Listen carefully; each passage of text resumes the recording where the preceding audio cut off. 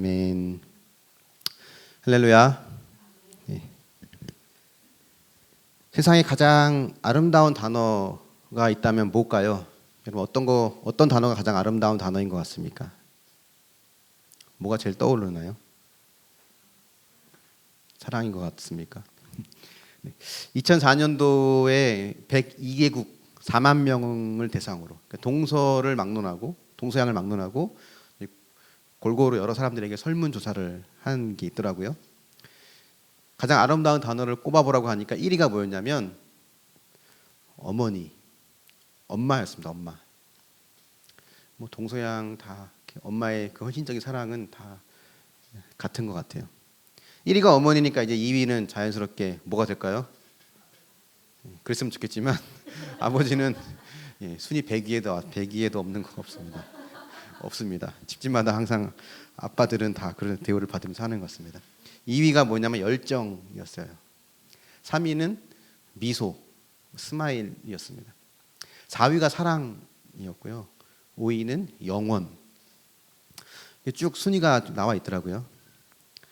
근데 우리가 우상에 대해서 지금 듣고 있는데 이 우상에 대해서 배울 때 우리가 꼭 기억해야 된다고 한 것 중에 하나가 뭐냐면 무엇이든지 다 우상이 될 수 있다는 거거든요. 방금 언급한 이 아름다운 단어들 이것들도 다 우리에게는 우상이 될 수 있는 거예요. 오늘은 그 중에서 이제 사랑에 대해서 사랑이 어떻게 우리에게 우상으로 자리 잡을 수 있는지 우리가 그 우상을 어떻게 또 내 안에서 제거하고 하나님께 갈 수 있는지 이 부분을 오늘 좀 보려고 합니다. 사랑에는 여러 종류가 있죠. 남녀 간의 사랑도 있고 부모와 자식 간의 사랑, 친구 간의 사랑, 스승과 제자 간의 사랑, 여러 사랑이 있습니다. 하지만 우리에게 가장 크게 다가오는 사랑, 보통 사랑이라 그러면 떠올리는 것은 로맨틱한 남녀 간의 사랑을 떠올립니다.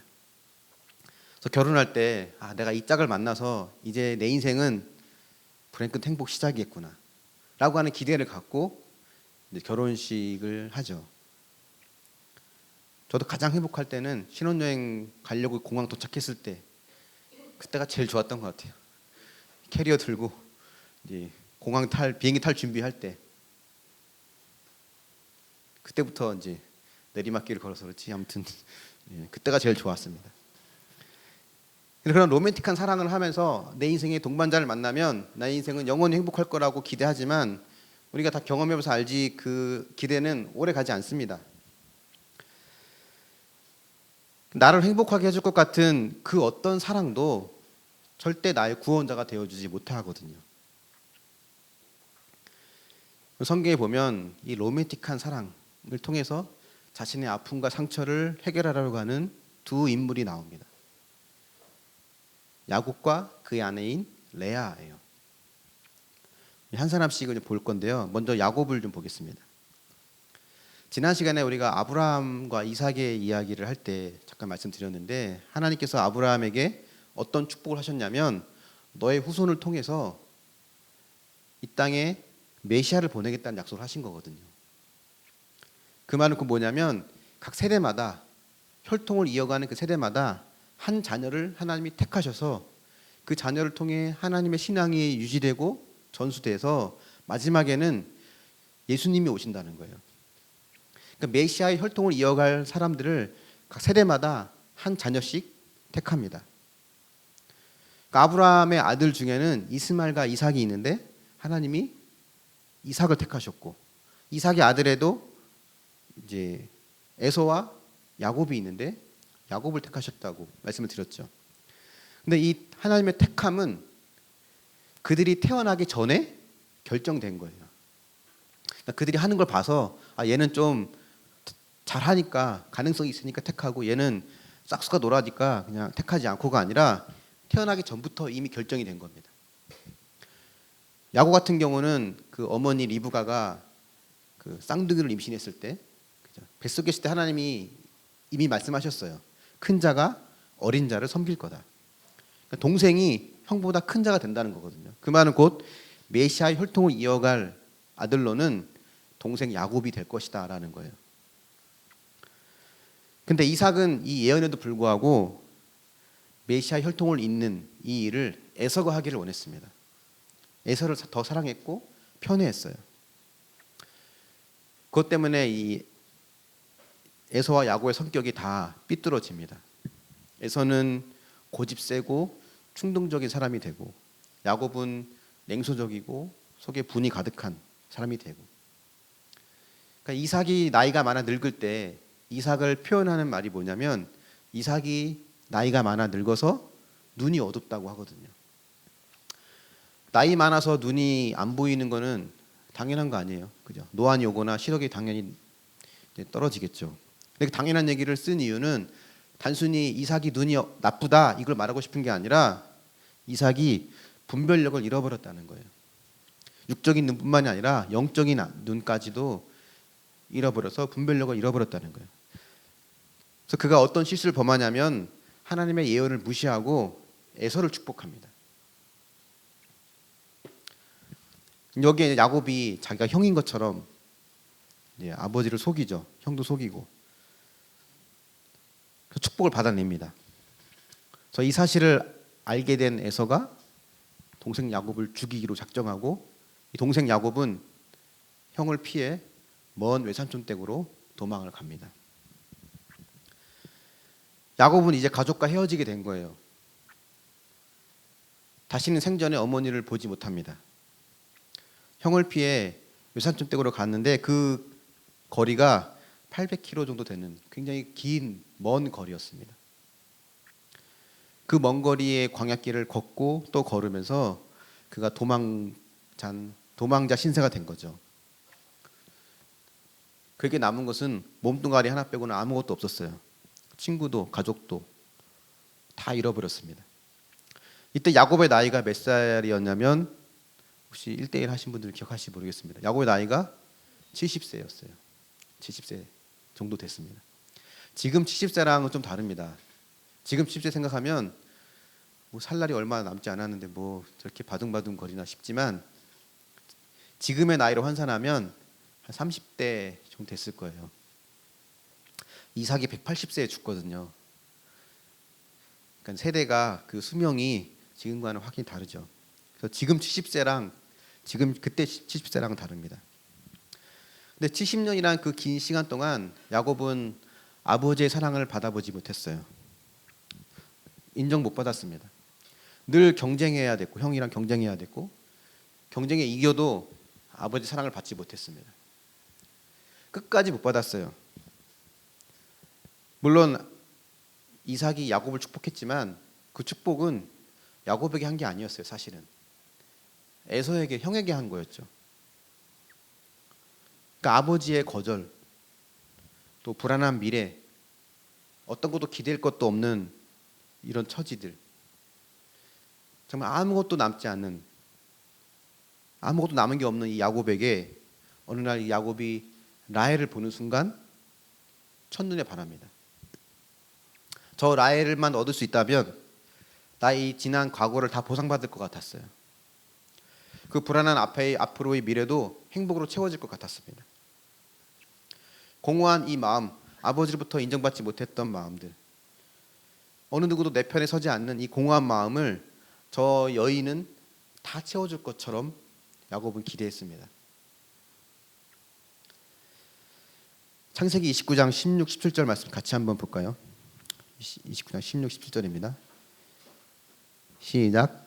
라반에게 두 딸이 있으니 언니의 이름은 레아요 아우의 이름은 라헬이라. 레아는 시력이 약하고 라헬은 곱고 알이 따오니. 외삼촌 댁에 가니까 딸이 둘 있었습니다. 레아와 라헬. 레아는 언니고 라헬은 동생이었어요. 그 라헬은, 야곱이 첫눈에 반한 라헬은 곱고 알이 떴다고 합니다. 히브리어 원문을 보면 얼굴도 예쁘고 몸매도 좋았다라고 해요. 남자들은 어쨌든 이쁜 것에 그냥 정신 못 차리는 건 똑같습니다. 첫눈에 반해요. 상상병에 걸립니다. 그래서 그 아버지인 라반에게 엄청난 값을 제시합니다. 저 아내를 신부로 주면 내가 7년을 봉사하겠다는 거예요. 18절부터 20절도 같이 한번 볼까요? 시작. 야곱이 라헬을 더 사랑함으로 대답하되 내가 외삼촌의 작은 딸 라헬을 위하여 외삼촌에게 7년을 섬기리이다. 라반이 이르되 그를 내게 주는 것이 타인에게 주는 것보다 나으니 나와 함께 있으라. 야곱이 라헬을 위하여 7년 동안 라반을 섬겼으나 그를 사랑하는 까닭에 7년을 며칠같이 여겼더라. 7년치 연봉을 제시한 거예요. 야곱의 입장에서 보면 당시 통화 가치로는 굉장한 액수입니다. 통상적으로 보통 신부를 데려갈 때는 신랑이 그 신부 집에 상당한 액수의 돈을 이제 지불하거든요. 딸을 가진 사람들은 시집 보내면서 한몫 챙깁니다. 근데 이 야곱은 약 4배 정도 되는, 통상적으로 지불하는 값에 한 4배 정도 되는, 적게는 3배에서 4배 정도 되는 값을 제시한 거예요. 그렇게 한 이유는 저 여인만 얻으면 내 모든 과거의 아픔을 다 보상받을 수 있고 치유받을 수 있다고 생각했기 때문에 그래요. 공허한 내 삶을 행복으로 채우는 것은 저희 여인 하나면 된다는 마음. 그 여인에게 올인하게 됩니다. 7년이란 긴 시간도 며칠같이 여길 수 있는 것은 오직 하나의 목표, 저 여인만 얻으면 내 모든 문제가 해결된다고 하는 강력한 목표가 있었기 때문이거든요. 7년을 다 채웁니다. 그리고 21절에 보면 이제 요구해요. 내 기한이 다 찼으니까 아내를 주십시오. 내가 그에게 들어가겠습니다. 이거는 히브리의 원문을 보면 굉장히 노골적인 성적인 표현을 담고 있거든요. 빨리 딸과 첫날밤을 보내게 달라는 거예요. 지금 야곱이 잔뜩 달아올랐습니다. 이제 뭐 고지가 코앞에 온 거잖아요. 저 여인만 얻으면 다 해결될 수 있는데 그 여인이 이제 코앞에 와 있어요. 그럼 빚이 만약에 엄청 많은데 로또가 당첨이 딱 돼 있으면 막 무슨 빚이 없어도 로또가 당첨되면 흥분되겠지만 이 모든 걸 해결할 수 있는 한 방을 내가 눈앞에 두고 있으면 그 쪽지를 들고 흥분하지 않겠습니까? 야곱이 그런 심정이에요. 지금 막 들떠 있거든요. 흥분해 있습니다. 근데 이게 뭘 의미하는 거냐면 야곱이 그만큼 공허하다는 거예요. 아버지로부터 거절당하고 자신을 사랑했던 어머니를 다시 만나지 못하고 하나님의 사랑과 인도는 전혀 느껴지지 못하고 그런 공허한 삶, 이제 이 큰 공허함을 한 방에 해결할 수 있는 순간이 눈앞에 와 있기 때문에 이제 라헬이 잔뜩 지금 들떠 있고 온 마음이 라헬에게 다 쏠려 있습니다. 근데 오늘 우리가 살고 있는 이 시대에도요, 늘 이런 유혹은 있습니다. 대중가요의 그런 내용들을 보면 대부분이 사랑을 노래하는 거잖아요. 누군가가 널 사랑하기 전에는, 천생연분 같은 그 사랑을 만나기 전에는 너는 아무것도 아니었지만 이제 그 사랑을 만나서 너의 인생은 의미가 있어 라고 하는 메시지를 우리에게 줍니다. 그 한 천생연분을 만나기만 하면 내 모든 문제는 다 치유될 거라고 하는 환상을 우리가 갖게 되죠. 근데 우리가 그런 환상을 품는 순간 내가 고대하고 사랑하는 그 상대는 곧 나에게 있어서는 하나님이자 구원자가 됩니다. 근데 어떠한 사람도 어떠한 관계도 나의 문제를 치유할 수 있는 하나님이 되어주지 못해요. 내가 그런 기대를 가지고 바라보고 기댈 수 있는 그 어떠한 사람도 세상에 다 나를 채워주지 못합니다. 결과는 쓰디쓴 상처만 남을 뿐입니다. 이건 남녀 간의 관계뿐만 아니에요. 부부 간의 관계만 말하는 거 아닙니다. 부모와 자녀 간의 관계, 친구 간의 관계, 모든 관계에서도 일어날 수 있는 일입니다. 그 사람을 내 사람으로 만들 때 그 사람이 나의 모든 문제를 해결할 수 있다고 생각하면서 의지되는 관계가 있거든요. 적정선을 넘어서 과도하게 의지하고 밀착하게 되는 그 모든 관계는 동일한 결말을 가져옵니다. 7년이 지나고 이제 아내를 달라고 하니까 성대한 혼인 잔치가 열려요. 한층 흥이 무르익을 때 아마 야곱은 술에 취했을 겁니다. 혼인 잔치에 빠질 수 없는 게 포도주거든요. 이제는 드디어 저 라헬을 가질 수 있구나라는 그 흥에 취해서 술에 취했을 때 라반이 야곱의 아내를 데려오죠. 그리고 얼굴을 보지 못하게 얼굴에 베일을 씌웁니다. 그 야곱은 술에 취한 상태로 그 여인과 동침을 합니다. 아침에 일어나 보니까 라헬이 아니라 그 언니 레아였던 거예요. 그러니까 외삼촌 라반이 약삭빠르게 지금 계산한 거거든요. 야, 우리 집은 또 우리 지역은 동생이 언니보다 먼저 갈 수 없어. 그러니까 언니를 먼저 보내야 돼. 이게 지금 외삼촌 라반이 잔머리를 굴린 거거든요. 처음에 라헬을 달라고 했을 때 내가 7년을 봉사하겠습니다라고 말할 때 라반이 했던 말을 자세히 보면 좀 이해할 수 있습니다. 라반이 뭐라고 말했냐면, 야, 그 애를 딴 사람에게 주는 것보단 너한테 주는 게 나아. 딴 사람이 줄 바에는 너한테 주지. 이게 준다는 거예요, 안 준다는 거예요? 준다는 겁니까, 안 준다는 겁니까? 둘 다 아니에요. 둘 다 아닙니다. 7년 후에 확 죽게 각서를 쓰고 도장을 찍어서 뭐 공증 받은 것도 아니고 딴 사람보단 네가 낫지. 이건 꼭 널 주겠다는 말은 아니거든요. 근데 야곱은 자기가 간절히 바라는 확신대로 듣고 싶은 말로 들었습니다. 사실 야곱도 흐리멍텅한 사람 아니거든요. 계산이 빠른 사람이에요. 별명이 뭐 속이는 자, 사기꾼 이런 거잖아요. 근데 이런 야곱이 왜 속았을까? 이렇게 쉽게 넘어갔을까? 늘 그냥 흐리멍텅하게 당하는 사람이었다면 또 당했나 보다 하겠지만 야곱이 그렇게 호락호락한 인물이 아니거든요. 근데 그런 야곱이 이 로맨틱한 사랑을 꿈꾸면서 저 여인은 나의 모든 상처를 해결해 줄 거라고 하는 그런 강한 확신을 가지는 순간 그것은 야곱에게는 마약 중독 같은 효과를 가져옵니다. 현실을 도피하는 거예요. 야곱에게 라헬은 단순히 아내가 아니라 그 인생의 구원자였거든요. 지난 삶을 다 보상해주고 앞으로 행복을 보장해줄 수 있는 구원자였습니다. 그렇기 때문에 이 라반의 애매모호한 말을 듣고 자기가 듣고 싶은 말로 해석을 해서 받아들이죠. 어쨌든 야곱의 이 라헬을 우상으로 삼는 것 때문에 이 집은 수십 년 동안 우환이 끊이지 않습니다.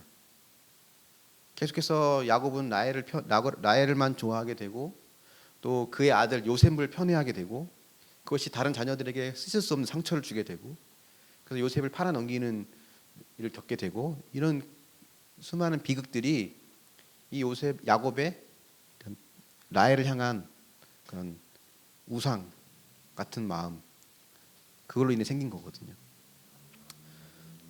오늘날에도 사랑에 대한 갈급함이 참 많은 시대입니다. 마지막 때일수록 사랑이 식어가기 때문에 그런 것 같아요. 남자의 품에 안겨 있을 때만이 내가 가치 있는 인생이 된다. 나는 괜찮은 사람이다라고 여기는 사람들이 여성들도 많이 있습니다. 특히 청소년들이 그런 경우를 제가 종종 봅니다. 청소년 상담 일지 같은 걸 보게 되면 그런 사례들이 자주 나와요.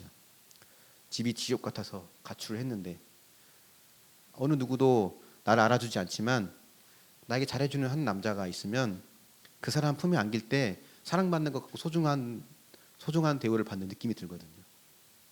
근데 그 남자에게 버림받으면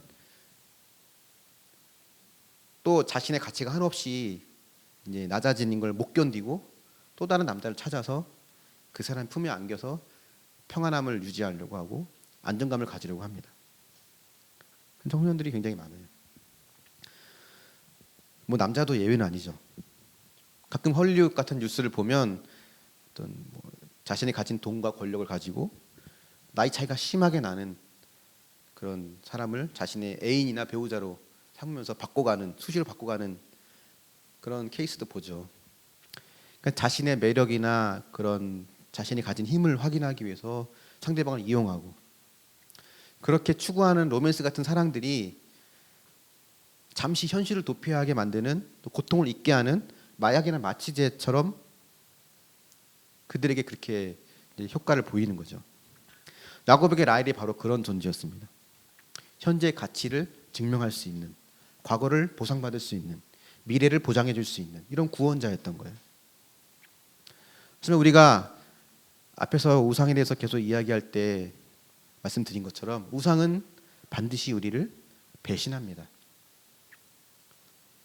야곱이 사랑이라고 하는 우상을 섬겼을 때 그 우상은 그 인생과 그 가족 모두를 다 망쳐놨어요. 그게 야곱의 삶의 결론이었습니다. 한번 묵상해 보십시오. 내 아픔 모두를 해결해 줄 수 있을 것 같고 나를 영원히 행복해 줄 것 같은 관계나 혹은 이성을 또 찾거나 만나고 있습니까?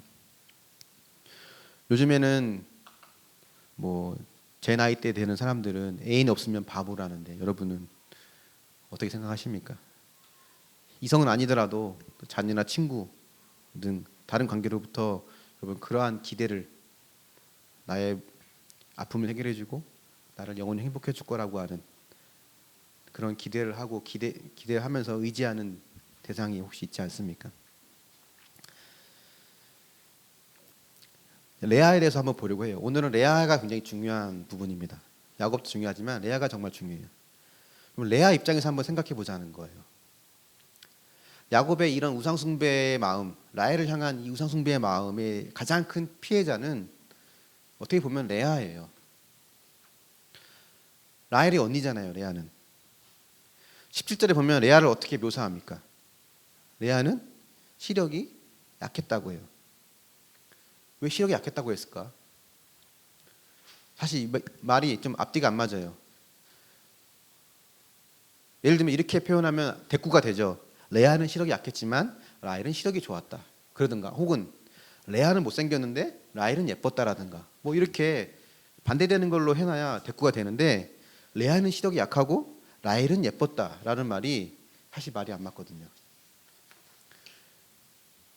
이 레아는 단순히 시력이 약하다. 물론 시력이 약했을 겁니다. 시력이 약하다 뿐만이 아니라 눈에 심각한 장애를 갖고 있다는 거예요.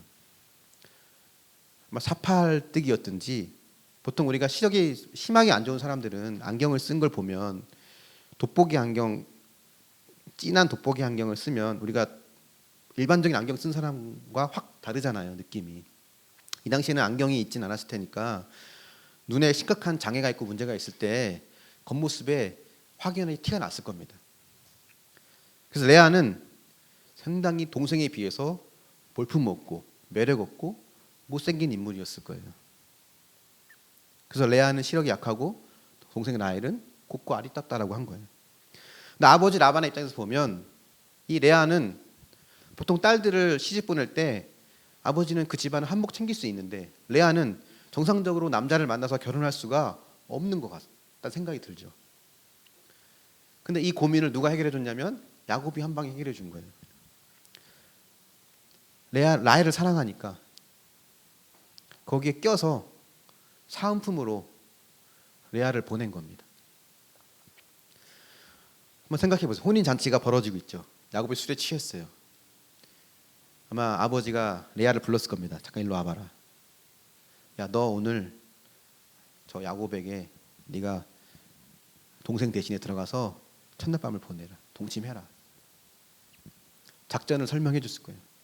절대 얼굴을 보이지 말고 목소리도 내면 안 돼. 뭐 불러도 대답하면 안 돼. 목소리가 나오는 순간 걸리니까. 레아의 기분이 어땠을까요? 야, 나도 이제 드디어 남자를 만나서 결혼하겠구나 라고 좋아했을까요? 여자로서 굉장한 큰 수치예요. 아버지조차도 여자로 봐주지 않았고 나를 환영해주지 않는, 나를 사랑해주지 않는 남자에게 내 인생을 바치고 내가 그의 아내가 돼서 내 몸을 바친다고 하는 것은 여자로서의 모든 자존감을 다 땅에 짓밟는, 바닥에 모든 걸 다 밑바닥까지 내려가는 수치입니다. 아무도 그녀를 원하지 않았어요. 아무도 레아를 원하지 않았습니다. 그래서 어떤 면에 보면 야곱과 레아는 인생이 서로 비슷해요. 야곱도 아버지에게 인정받지 못했고 어머니에게 떨어져서 형은 또 죽이려고 했고, 그러니까 어느 누구도 이 야곱을 환영하고 받아주는 사람이 없었거든요. 레아가 그랬어요. 아버지도 신랑이 되는 야곱도 다 레아를 거부했습니다. 그러니까 야곱이 마음이 공허한 것처럼 레아도 그 마음이 공허했죠. 그래서 이 공허함을 달래고 해결하는 방법이 똑같습니다. 야곱은 라헬을 얻어서 해결하려고 했고 레아는 동생에게 가 있는 남편의 마음을 자기에게로 되돌려서 해결하려고 합니다. 29장 31, 32절 말씀 같이 한번 볼까요? 시작. 여호와께서 레아가 사랑받지 못함을 보시고 그의 태를 여셨으나 라헬은 자녀가 없었더라. 레아가 임신하여 아들을 낳고 그 이름을 르우벤이라 하여 이르되 여호와께서 나의 괴로움을 돌보셨으니 이제는 내 남편이 나를 사랑하리로다 하였더라. 레아가 자신의 공허함을 해결하기 위해서 취한 방법은 아들을 낳아서 남편의 마음을 되돌리는 거예요. 이쁘고 인기 많은 동생을 이길 수 없어요. 레아는 유일하게 이길 수 있는 것, 동생은 아이를 못 낳아. 그러니까 이제 나는 아들을 낳아서 남편을 얻는 것, 그거밖에 없었습니다. 그래서 첫째 아들을 낳았어요. 그리고 이름을 르우벤이라 짓고는 뭐라고 고백했냐면 여호와께서 여호와께서 나의 괴로움을 돌보셨다. 이제 남편이 나를 사랑할 것이다 라고 하는 기대를 이제 고백하죠. 근데 그 기대대로 됐을까요? 안 됐을까요? 33절을 보면 알 수 있습니다. 같이 볼까요? 33절 시작. 그가 임신하여 아들을 낳고 이르되 여호와께서 내가 사랑받지 못함을 들으셨으므로 내게 이 아들도 주셨도다 하고 그의 이름을 시므온이라 하였으며, 두 번째 아들을 낳을 때 고백이 뭐였냐면 내가 사랑받지 못함을 하나님께서 여호와께서 들으셨다는 거예요. 첫째 아들을 르우벤을 낳았지만 남편은 레아를 거들떠 보지도 않았습니다.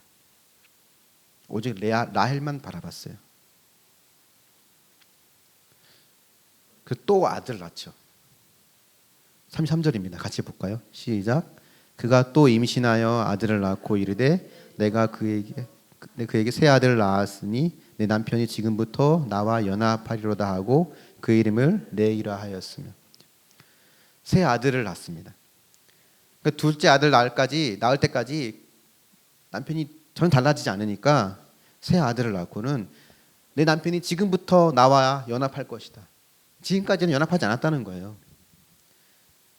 나를 아내로, 나를 인생의 동반자로 여기지 않았다는 겁니다. 아들 셋이나 낳은 걸 보면 잠자리는 같이 한 것 같아요. 여인의 입장에서 보면, 레아 입장에서 보면 나는 이 집에 왜 있지? 나는 저 야곱에게 어떤 존재지? 그냥 성적인 욕구만 해결해주는 창녀인가? 나를 거부하고 사랑해주지 않고 아들 낳았지만 전혀 거들떠보지도 않는, 인생의 가장 밑바닥까지 내려가 여자로서, 아내로서 그 어떤 자존감 다 내려갔습니다. 없습니다. 자존심도 다 바닥까지 내려갔어요. 그래서 셋째를 낳으면서 내가 아들 셋이나 낳았으니까 남편은 이제 내 편이 될 거다, 나와 연합할 거다라는 고백을 하죠. 아이를 낳아서 이 남편을 마음을 되돌림으로 나의 그런 공허함을 해결하려고 하면 할수록 더 깊은 외로움에 빠져들었습니다. 이 야곱과 레아의 스토리에서 보면 우리가 알 수 있는 게 있어요. 나를 지켜주고 나에게 행복을 줄 거라고 여기는 그 어떤 것, 그 모든 것들은 결론이 공허하다는 겁니다. 아이를 낳아서 남편의 마음을 얻어내려고 그렇게 자기 정체성을 가지려고 했던 레아나, 아버지의 축복을 빼앗고 쫓겨난 그 아픔과 외로움을 라헬을 얻음으로 해결했던 야곱의 인생이나 결론은 똑같아요. 그 결론이 25절에 나옵니다. 뭐라고 말하냐면 야곱이 아침에 보니 레아라. 이 한마디가 우리 인생의 모든 결론을 다 보여줍니다. 우리가 어디에 희망을 걸든 아침에 보면 라헬인 줄 알았는데 늘 레아예요. 행복한 만남, 결혼에 내 인생의 행복을 걸릴 수도 있죠. 이건 꼭 남녀 관계만 말하지 않습니다. 꼭 부부 관계만 말하지 않아요. 부모와 자녀 간의 사랑, 형제 간의 사랑, 스승과 제자 간의 사랑, 친구 간의 사랑 등등 사랑이란 이름으로 이루어지는 모든 관계들, 그 관계를 내가 더 강하게 유지하고 또 그 사람을 내 사람으로 만들어서 내 인생의 문제를 해결하고 행복을 이루려고 한 기대를 가지면 가질수록 우리는 이런 고백을 하게 돼요. 아침에 보니까 결국 레아네. 뭐 레아를 무시하는 바는 아니지만 그런 고백을 할 수밖에 없습니다. 내가 누군가 상대방에게 나의 행복과 내 삶의 보상을 다 그 사람으로부터 얻기를 원한다면 그 사람은 그 무게를 감당할 수 없습니다. 결국은 서로의 삶이 뒤틀릴 수밖에 없어요. 최고의 배우자가 배우자를 얻었다 해도 어떤 배우자가 최고의 배우자일까요? 최수종? 최수종 좀 되면 최고의 배우자 아닙니까? 션 멋지잖아요. 션 남자가 봐도 멋진데. 차인표도 뭐 괜찮은 남편인 것 같아요. 아니면 박보검 같은. 저는 이효리 예쁘고 돈 많고 착한 것 같고 생각도 건전한 것 같고 뭐 이런 거 보면 이효리. 어쨌든 내가 나를 행복해 줄 수 있을 것 같은, 나를 책임져 줄 수 있을 것 같은 그 누군가가 누가 내 배우자가 되고 누가 나의 그런 스승이 되고 형제가 되고 부모가 되고 자녀가 되고 친구가 되든 결국 그 사람에게 모든 걸 얻으려 할 때에는 우리는 이런 고백을 할 수밖에 없는 거예요. 라헬과 동침한 줄 알았더니 일어나 보니 레아네. 우리 이게 가장 내가 희망을 둔 상대부터 얻는 감정입니다. 이 말은 배우자를 사랑하지 말라 그런 뜻이 아니에요. 부모와 자식 간의 사랑, 형제 간의 사랑, 친구 간의 사랑 다 무의미하다 이게 아닙니다. 적당히 선을 지켜라 뭐 이런 말도 아니에요. 그 좋은 것들을 가장 궁극적인 선으로 여기지 말라는 거예요. 내 인생의 보상과 행복을 그 사람으로부터 얻을 것이라는 기대를 하지 말라는 겁니다. 왜냐하면 그 기대는 오직 하나님만이 채워줄 수 있기 때문이에요. 그렇다면 나에게 레아와 같이 실망을 주는 그 사람 어떻게 해야 될까? 라헬인 줄 알고 있었는데 알고 보니 레아인 그 사람을 어떻게 대해야 될까? 그 사람을 탓하며 더 나은 대상을 찾아야 될까요? 아니면 그 사람을 택한 나를 탓하며 자책해야 될까요? 아니면 모든 세상을 다 원망하며 다 싸잡아 저주하며 그냥 비참하게 혼자 살아야 될까요? 근데 우리가 이걸 기억해야 돼요. 이 세상에 그 어떤 사랑으로도 어떤 관계로도 채울 수 없는 내 안에 공허함이 있다면 이게 뭘 의미하는가 하면 나는 이 세상이 아닌 다른 세상을 위해 지어졌다는 거예요. 안개처럼 사라질 이 세상이 아닌 영원한 그 무엇을 위해 지어졌다는 겁니다. 야곱과 레아는 모두 다 좌절을 겪었어요. 다 실패했습니다. 야곱은 운명적인 만남을 통해 성적인 만족을 통해 행복과 보상을 얻으려 했고 레아는 아기를 낳아서 아내라는 신분, 야곱의 아내라는 신분을 통해 자기 정체성을 찾으려고 했고 하지만 둘 다 실패했습니다. 왜냐하면 그들이 붙잡았던 것들은 다 가짜 신이기 때문에 그래요. 우상은 우리의 삶을 결국 다 망가뜨립니다. 근데 여기에 주목해야 될 게 뭐냐면 레아라는 이 인물이에요. 변화의 가능성을 보이는 인물이 바로 레아입니다. 레아가 아이를 낳을 때마다 고백하는 말이 있어요. 루벤을 낳았을 때는 나의 괴로움을 돌보셨다. 여호와께서 나의 괴로움을 돌보셨다. 등등 아이를 낳을 때마다 하는 고백이 있거든요. 그 모든 고백에는 하나님이 등장합니다. 여호와라고 부르죠. 이 여호와라는 호칭은 구약 시대에 어떤 경우에 썼냐면 하나님과 나와의 인격적인 관계를 맺고 있을 때 쓰는 말이에요. 보통 엘로힘 이런 걸 쓰거든요. 어느 하나 신 이런 걸 말할 때는 엘로힘 쓰지만 하나님과 나와의 인격적인 관계를 말할 때는 여호와를 씁니다. 그러니까 여자로서의 모든 자존감을 다 무시당하고 아내로서도 인정받지 못하고 딸로서도 가족의 일원으로서도 인정받지 못하고 그냥 그저 남편의 성욕을 채워주는 창녀 같은 인생을 살아가는 그 비참한 인생 속에서도 레아는 하나님과의 인격적인 관계의 끈을 놓지 않고 있었다는 거예요. 끝까지 그 하나님을 놓지 않았습니다. 그래서 어떤 결과를 낳았냐면 넷째 아들 유다를 낳고는 그녀가 이렇게 고백을 합니다. 35절 같이 해볼까요? 시작. 그가 또 임신하여 아들을 낳고 이르되 내가 이제는 여호와를 찬송하리로다 하고 이로 말미암아 그가 그의 이름을 유다라 하였고 그의 출산이 멈추었더라.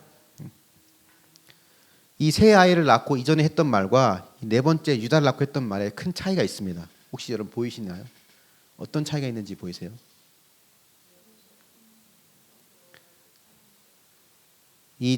그것도 차이가 있지만 어떤 차이가 있냐면 여기에 네 번째 아이에는 남편이나 아이가 언급되지 않아요.